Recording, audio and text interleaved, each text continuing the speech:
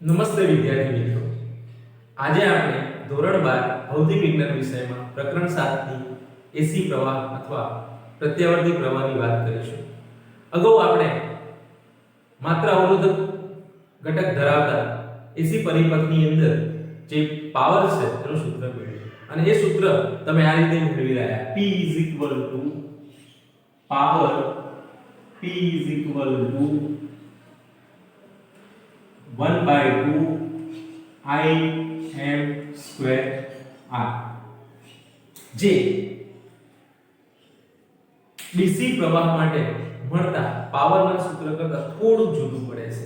DC પ્રવાહ જે છે એની અંદર આપણે જોયું કે જે પાવર મળે છે એ I² R જેટલો હોય છે, જ્યારે અહીંયા Im²/2 R છે, એટલે અહીંયા ફેક્ટર ગુણાયેલો જોવા મળે છે 1/2.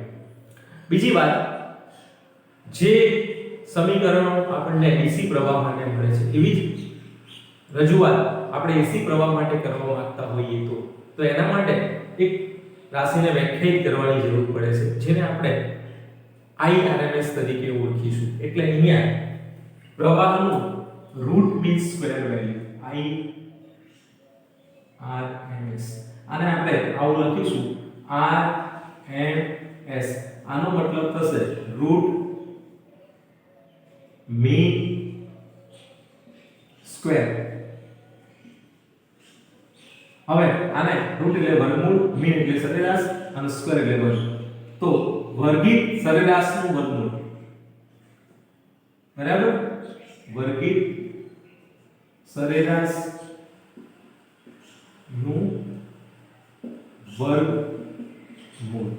હવે સમજો કે સરેરાશ જે છે એ કોની છે? તો વર્ગની છે.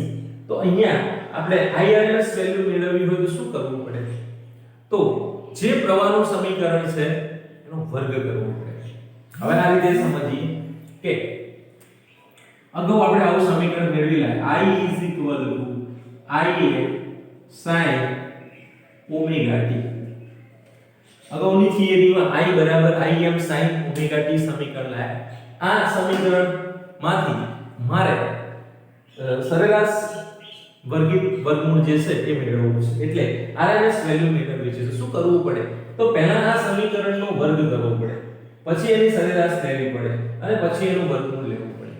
હવે આવું કેમ કરવું પડે છે? કોઈના મગજમાં એવો પ્રશ્ન ઉપસ્થિત થાય.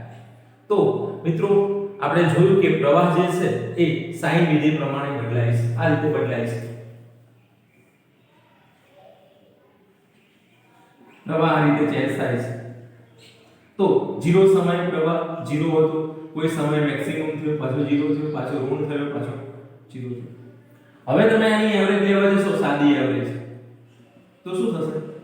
જેટલા ધન મૂલ્ય મળશે એટલા જ ઋણ મૂલ્ય મળશે. એટલે આ પોઝિટિવ વેલ્યુ છે, આ નેગેટિવ વેલ્યુ છે. અને આની સરેરાશ લેશો તો I 0 થઈ જશે, I એવરેજ. તો હવે પાવર મીટર જે છે, જેની અંદર આપણે પ્રવાહ માપતા હોઈએ, વોલ્ટેજ માપતા હોઈએ, આવા જે સાધનો છે, શું એ 0 બતાવે? અને 0 બતાવે તો પછી એનું માપન થયું ન કહેવાય. એટલા માટે એવા સાધનો બનાવવામાં આવ્યા જે પ્રવાહ અને વોલ્ટેજની રૂટ મીન સ્ક્વેર વેલ્યુ આપે, IRMS વેલ્યુ આપે. અને આ IRMS વેલ્યુ મેળવવા માટે કે VRMS વેલ્યુ મેળવવા માટે એમને જે સાધન તૈયાર કર્યું એ મહત્તમ મૂલ્યની કિંમત સાથે અનુરૂપ થાય. એટલે અહીંયા આ I = Im sin omega t છે, એમાં Im એ શું બતાવે છે? પ્રવાહની મહત્તમ કિંમત બતાવે છે. અને આ Im ના સંદર્ભમાં IRMS ને આપણે વ્યાખ્યાયિત કરીએ છીએ. તો જોઈએ અહીંયા કે સમીકરણ જે છે એના ઉપરથી આપણને IRMS કેટલા મળે. હવે પહેલું કામ આપણે શું કરીશું? તો સ્ક્વેર કરવાનું. તો અહીંયા શું લખી દઉં? I². તો અહીંયા આવશે Im² sin square omega t. હવે આ જે સમીકરણ બનેલું છે એનું મારે હવે શું કરવાનું? તો કે નેક્સ્ટ સ્ટેપ છે એની આપણે પહેલા સ્ક્વેર કર્યો, પછી મીન કર્યું અને પછી આ. તો આ રીતે ઊંધા જવાનું. અંગ્રેજી નામ જે છે એની અંદર વર્ગિત સરેરાશનું વર્ગમૂળ. ગુજરાતીમાં બરાબર બોલીએ છીએ, પણ અંગ્રેજીમાં બોલવું હોય તો સ્ક્વેર, મીન અને રૂટ. કહેવાય RMS, પણ પ્રક્રિયા ઊંધી કરવાની છે. સ્ક્વેર મીન અને રૂટ તો પહેલા સ્ક્વેર કર્યો બંને સાઈડે. હવે આનું શું કરવું? મીન. મીન એટલે સરેરાશ લો. તો સરેરાશ લેવા માટે આપણે આવો કૌંસ કરીશું. Angle bracket I square is equal to angle bracket im square sin square omega t.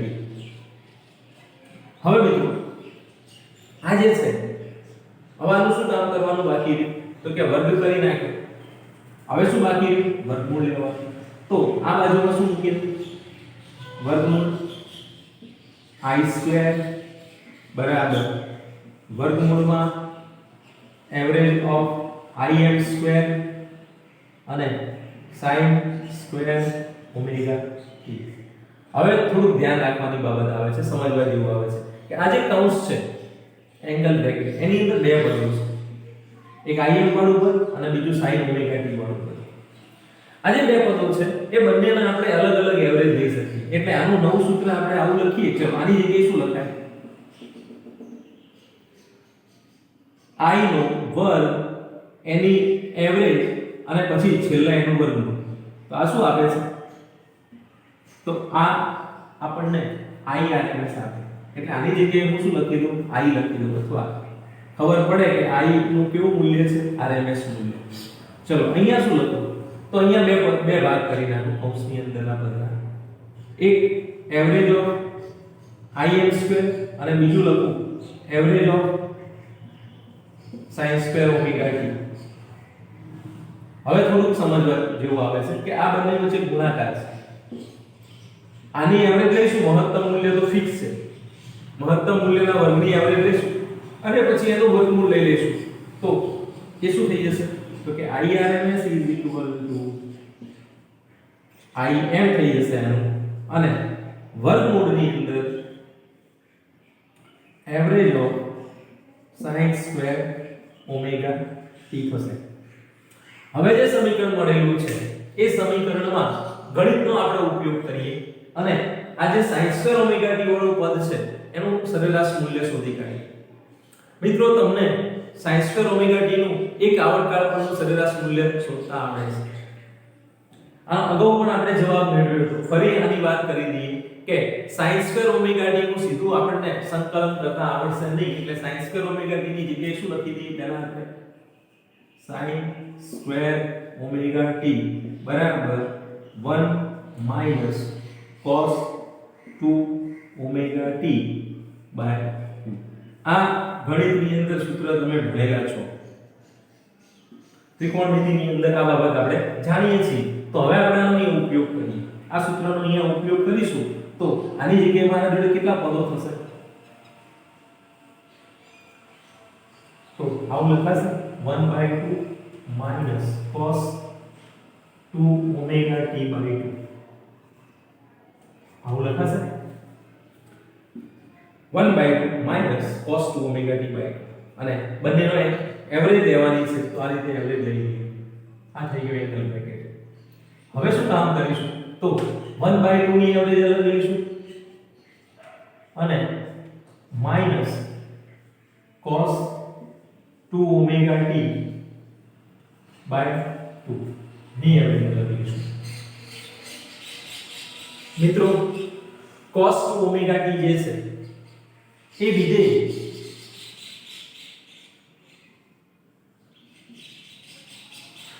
ત્રિકોણમિતિની અંદર તમે જાણો છો કે cos 2 ઓમેગા t અથવા cos વિધેય જે છે એ આવર્તી વિધેય છે. અને આવર્તી વિધેય હોય તો આવર્તી વિધેયનું એક આવર્તકાળ પરની સરેરાશ કિંમત 0 થાય. આ રીતે કે અહીંયાથી એક આવર્તકાળ પૂરો થાય એટલે ઓલ STC પ્રમાણે વિચારી ઓલ STC cos અહીંયા ધન હશે અને અહીંયા ધન હશે. આ બે ભાગો ખરા, પહેલું ચરણ અને ચોથું ચરણ cos ના ધન મૂલ્યો મળશે. બીજું અને ત્રીજું ચરણ cos ના ઋણ મૂલ્યો મળશે. ધન અને ઋણ મૂલ્યો જેટલા હશે એ જ મૂલ્યો એના સરખે સરખા જોવા મળશે. અહીંથી આગળ સુધી cos ઘટશે, અહીંયાથી વધશે, ફરી વધશે એટલે કે મતલબ કે ઋણની અંદર વધશે, ફરી ઋણની અંદર ઘટશે.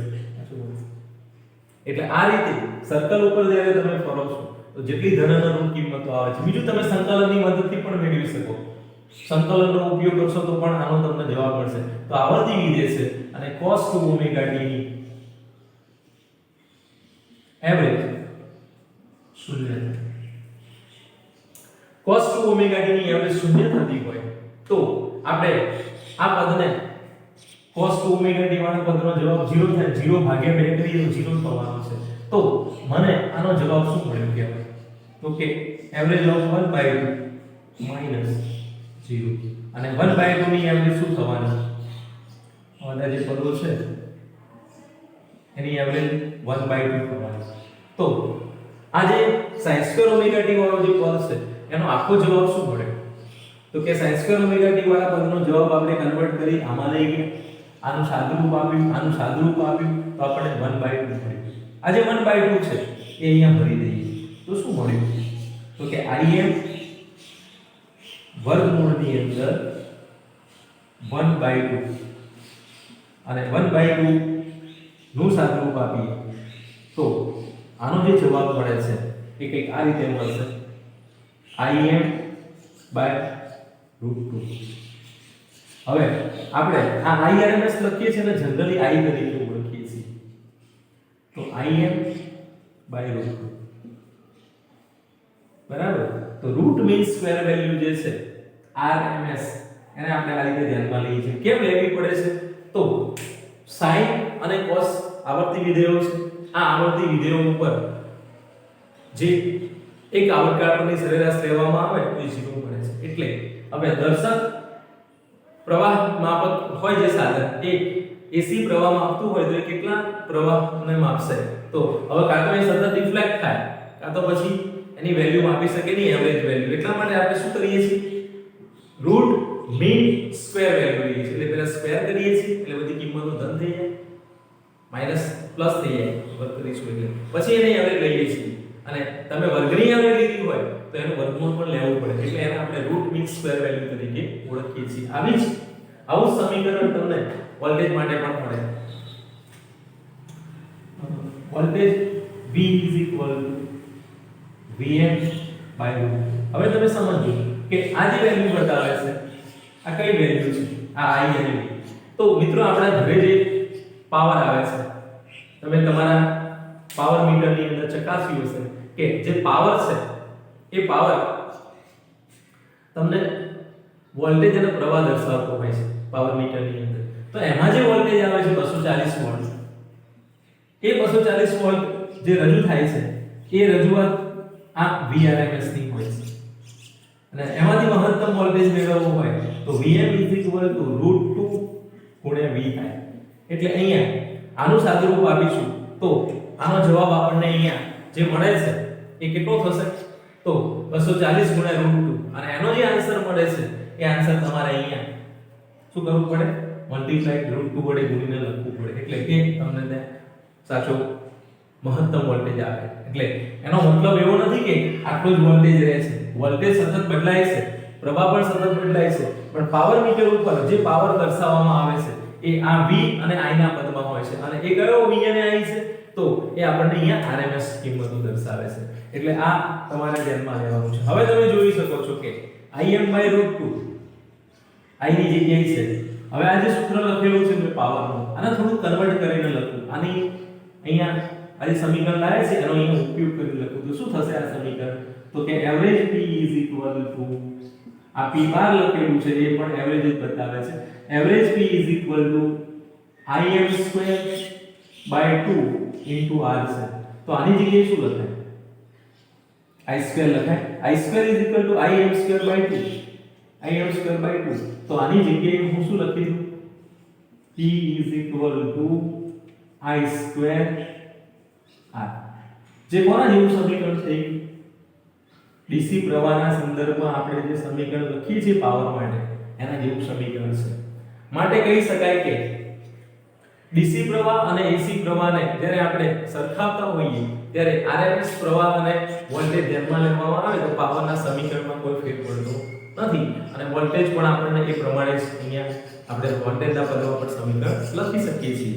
એટલે IRMS વેલ્યુ લેવી જરૂરી છે અને એના સંદર્ભમાં તમે ડીસી પ્રવાહને લગતા જે સમીકરણો હતા એ જ સમીકરણો અહીંયા એસી પ્રવાહને પણ લાગુ પાડી શકો છો. તો એસી પ્રવાહની જરૂરિયાત જે છે એ દિન પ્રતિદિન આપણને ખબર છે કે ઘરે આપણે એસી પ્રવાહ વાપરીએ છીએ તો એના પાવર મીટરોની અંદર સરળતાથી એની નોંધણી કરી શકાય અને સૂત્રો વાપરી શકાય. તો એના માટે આપણે એને IRMS કિંમતોમાં કન્વર્ટ કરતા જોવા મળે છે. હવે આપણે આના ઉપરનો એક એક્ઝામ્પલ વાત કરીએ.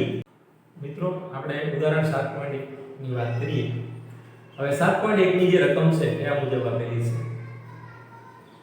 220 વોલ્ટ સપ્લાય સાથે એક વિદ્યુત બલ્બ 100 વોટનું રેટિંગ ધરાવે છે.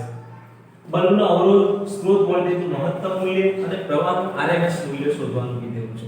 આ રીતની પરિપથની વિચારણા કરો કે ધારો કે અહીંયા એક બલ્બ છે. આ બલ્બ આ રીતે એસી પ્રાપ્તિ સ્થાન સાથે લગાડેલો છે અને આ એસી પ્રાપ્તિ સ્થાન જે છે એના વોલ્ટેજ તમને આપી દીધેલા છે 220 વોલ્ટ. બલ્બ જોડે શું હશે? તો બલ્બ જોડે એક રેઝિસ્ટન્સ લગાડેલો હશે જે એમાં વહેતા પ્રવાહનું શું કરતો હશે? કંટ્રોલ કરવાનું કામ કરતો હશે. તો આ જે પ્રવાહ છે એ એસી પ્રવાહ છે અને એસી પ્રવાહ જે છે એ આપણે IRMS અને VRMS ના પદમાં અહીંયા પ્રાપ્ત થતો જોવા મળે છે. તો અવરોધ શોધવા માટે શાની જરૂર પડે? તો તમારી જોડે જે સૂત્રો છે પાવરના એની અંદર V, કારણ કે જુઓ તમને શું આપેલું છે? વિદ્યુત બલ્બ 100 વોટનો પાવર યુઝ કરે છે. એના ઉપર રેટિંગ 100 વોટ એટલે P આપી દીધેલો છે. V આપેલો છે. તો પાવરનું સમીકરણ જે છે એની ઉપરથી તમને અવરોધ મળી જશે. એટલે પહેલું આપણે કામ એ કરીએ કે P 100 વોટ છે. વોલ્ટેજનો જે સપ્લાય છે એ 220 વોલ્ટ છે. તો આના માટે પહેલા પ્રશ્નનો જવાબ આપણે આ રીતે લખીએ. પાવર P બરાબર V²/R. આમાંથી R નું સૂત્ર કરતા કરીએ તો R R બરાબર V²/P. ચલો કિંમતો ભરી દઈએ અને સાદુરૂપ આપી દઈશું તો આપણને R મળી જશે. તો V² અહીંયા 220 છે નો વર્ગ કરીએ અને ભાગાકારમાં પાવર 100 વોટ છે. આનું સાદુરૂપ આપી દઈએ તો તમે જોઈ શકો છો કે 22 નો વર્ગ કરીએ બરાબર અને ગુણ્યા 10 નો વર્ગ કરીએ એટલે 10 નો વર્ગ 100 થશે અને આ જે કિંમતો છે એ નીકળી જશે. તો R શું મળશે? 22 નો વર્ગ. હવે 22 નો વર્ગ તમને બધાને આવડે છે. કેટલો થાય? તો 22 નો વર્ગ કરીશું એટલે આપણને એનો વેલ્યુ 484 મળશે. તો આ 484 જે છે એ અવરોધ મળે. તો R બરાબર 484 ઓહ્મ. પહેલા પ્રશ્નનો જવાબ મળ્યો. જો આ સમીકરણ તમને એમ થાય ક્યાંથી આવ્યું? તો ત્રીજા ચેપ્ટરમાં આપણે સમીકરણ મેળવેલા જ છે પાવર માટેના અને એવા જ સમીકરણ આ પ્રકરણમાં પણ આપણે વાપરી શકીએ છીએ કારણ કે અહીંયા અવરોધ માટે એસી પ્રવાહ હોય કે ડીસી પ્રવાહ હોય RMS ના સંદર્ભમાં જઈએ છીએ એટલે સમીકરણ એક જેવા બની જાય છે. તો આ વેલ્યુ V ની જે છે તે કઈ વેલ્યુ છે? RMS. તો અહીંયા તમને ઓલરેડી RMS વેલ્યુ જ આપેલી છે. તો VRMS નો વર્ગ બાય રેઝિસ્ટન્સ R. તો R એની પરથી મળી ગયું. બીજા નંબરે કીધું છે વોલ્ટેજનું મહત્તમ મૂલ્ય. ચલો વોલ્ટેજનું મહત્તમ મૂલ્ય શોધવાનું કીધું હોય તમને તો સૂત્ર હમણાં જ આપણે મેળવી લીધું. VRMS Vm/√2. VRMS Vm/√2. તો આની ઉપરથી Vm નો જવાબ શું થશે? Maximum value. તો √2 મલ્ટીપ્લાઈડ બાય VRMS. ચલો √2 એટલે અહીંયા 1.41 અને VRMS જે છે એ આપી દીધેલા છે 220. તો શું જવાબ મળશે? Vm તો Vm નો જવાબ અહીંયા તમે 1.41 ગુણ્યા 22 કરશો એટલે એ એપ્રોક્સિમેટલી લઈએ અહીંયા તો 22 ગુણ્યા 14.1 થાય અને 22 ગુણ્યા 14.1 નો જવાબ મેળવીશું કેલ્ક્યુલેટર ઉપર તો એ આપણને અહીંયા લગભગ 310 કે 311 ની આજુબાજુ મળે છે. તો 311 વોલ્ટ બરાબર. 220 વોલ્ટ આવતા હોય તો 311 વોલ્ટ થશે. 240 આવતા હોય તો પછી એ પ્રમાણે એની વેલ્યુએશન થોડી ચેન્જ થશે. આ મહત્તમ મૂલ્ય દર્શાવે છે. અને ત્રીજો પ્રશ્ન છે આમાં પ્રવાહનું RMS મૂલ્ય. હવે આ પ્રશ્નનો જવાબ મેળવવા માટે તમારી જોડે VRMS છે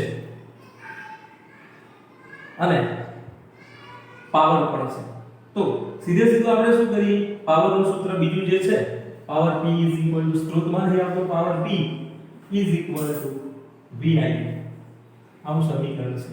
તો અહીંયા RMS આપણા RMS શું થશે, પાવર બરાબર VRMS IRMS, તો આમાંથી IRMS બરાબર IRMS P divided by VRMS અને therefore I P ની વેલ્યુ આપેલી છે 100 અને ડિવાઇડેડ બાય VRMS એટલે આપણને 220 આપેલા છે, તો ભાગ્યા 220 અને આનું સાદુરૂપ આપી I એક 0 નીકળી જશે, 10 ભાગ્યા 22 કરીશું એટલે 0.5 કરતા નાનો જવાબ થશે, જે આપણને 0.45 ની આજુબાજુનો મળે છે। તો 0.45 પછી કોઈ વેલ્યુ આવે છે અને એની પાછળ આવે છે 98, એટલે અહીંયા 3 ડિજિટ સુધી લખીએ તો 45 પછી એક વેલ્યુ તમારે લખવી પડે। આમ આ થયું IRMS root mean square value. તો મિત્રો આપણે જોયું કે IRMS કિંમતો એ ખૂબ મહત્વ ધરાવે છે અહીંયા AC પરિપથની અંદર, એટલા માટે કે અહીંયા પરિપથની અંદર હોય તો જે મહત્તમ પ્રવાહ છે એ છૂટો હોય છે અને સતત બદલાતી હોય છે વેલ્યુ, એટલા માટે। તો હવે આના માટે તમે આવું એક વિચારો કે આવો એક આપણે ગ્રાફ વિચારીએ, આપણી તત્કાલીન I ની કિંમતો છે, I વર્સિસ ઓમેગા t નો આલેખ છે। તો આ I વર્સિસ ઓમેગા t નો જે આલેખ છે એની અંદર તમે જોઈ શકો છો કે આ I ની વેલ્યુ છે એ સતત બદલાય છે, Im ની વેલ્યુ ફિક્સ છે, Im ની વેલ્યુ ફિક્સ છે। તો IRMS ની કિંમત જે છે એ કેવી થશે, તો IRMS ની કિંમત આપણે અહીંયા મેળવીશું, તો એ કિંમત Im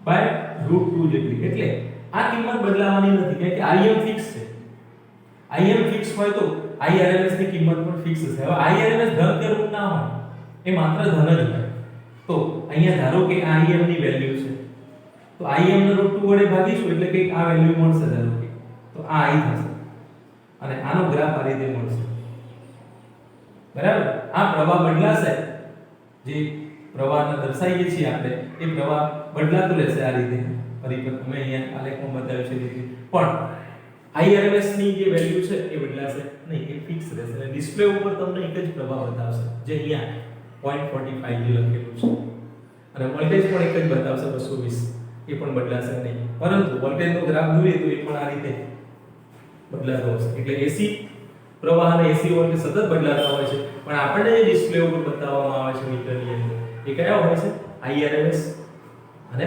VRMS હોય છે, બરાબર। આ દાખલો અહીંયા પૂરો થઈ જાય।